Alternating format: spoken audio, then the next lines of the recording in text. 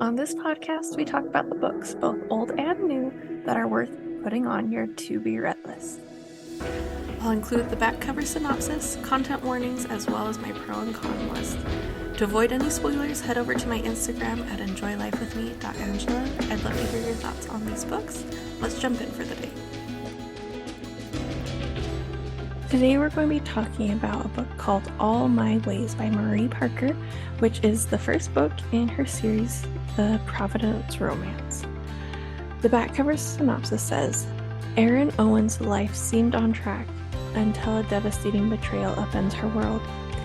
After discovering her fiancé's affair, Erin abandons her college dreams in California and returns to her roots in Providence, Kansas, a serene town where the lowing of cattle and the warmth of community define everyday life. Back in Providence, Erin learns that her best friend Lily's father, Walt, has suffered a severe heart attack and might need a transplant. In a gesture of compassion, Erin agrees to help manage the Wolf family ranch while Walt recovers. But working alongside Dusty, Lily's older brother, is not what Erin had in mind. Memories of Dusty from her teenage years are far from fond, and yet the man has become rugged and deeply compelling, stirring feelings in Erin she isn't ready to confront. As Erin and Dusty navigate the challenges of running the ranch together, they face a looming financial strain of Walt's potential surgery, and it could spell disaster for the ranch. Erin devises a risky plan that could save the ranch, but it comes with personal sacrifices that make the prospect of leaving even more heart-wrenching. As Erin and Dusty's growing attraction complicates their efforts, Erin must reconcile her shattered faith in love and rediscover her trust in God's plan. In this story, All My Ways, Erin's journey is one of healing, sacrifice, and a search for a new beginning. A journey that could lead her to a love as steadfast as her faith, if only she can believe it. This is a Christian romance. You have your best friend's brother, forced proximity, and one-bed trope. The intimacy is moderate. The main character is shirtless, and there's kisses, and they do share a bed at one point. Language, I'm going to say none. Typically, I count when characters say things like, "Dear God, help me," but these characters mean it when they say those kind of things. Because it's a Christian romance, they're actually using the phrase correctly. It's not just a saying to them. So there's no language, but be aware that it is in there if that's bothering to you, but they actually mean it. The violence is mild, there's a threat, and as far as potential triggers, there is a lot that happened in the past that is mentioned, such as premarital sex, abortion, cheating, divorce, accidents, and a death.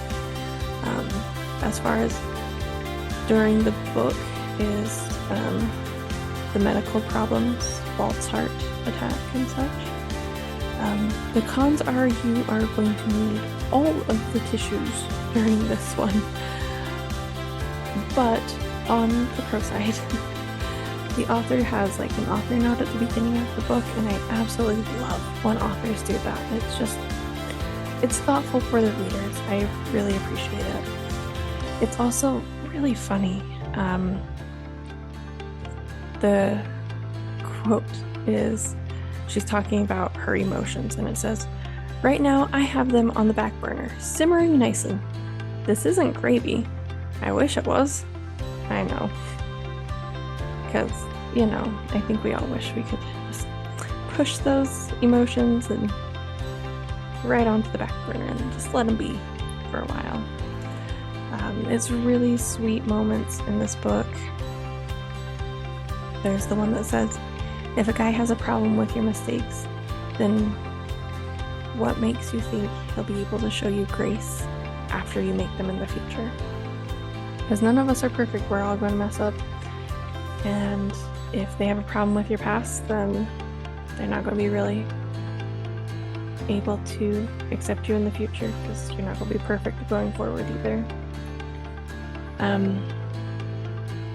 I really liked when they said, but that's a big sacrifice for your future. And the response was, you are my future. Because there was a lot of like Christian aspects in this where it's like trusting in God's timing and faithfulness more than fearing, the what ifs. And there was a lot of truth in this one that just, I guess, self-awareness when she wondered if she was ready for a relationship, if she was so insecure over a strong, steady guy like Dusty, or when I gave the quote, so stop carrying all this weight like you're the only one who can balance it. Because I feel like sometimes we take that on thinking, I have to do all the things to make it work, and in reality, you can't. That's impossible to carry all of the things and keep all the plates spinning all on your own. It's just not going to happen. And my favorite part of this whole story is Hessie. Like, what a character. She honestly reminded me of a bull that my dad had growing up. And I grew up hearing about all of the stories of Tank the Bull. So it made me smile with all of her crazy cow antics. It was fabulous. And I do wonder if we get Lily's book next. I would love to hear that. That's going to be so great. This book was incredibly well written, so I hope you will jump over to my social media pages. I'll have the clickable link tree in the show notes, and I'd love to hear your thoughts on this book. This was fantastic. I can't wait to hear what you think about it, and I will talk to you guys soon. Happy reading.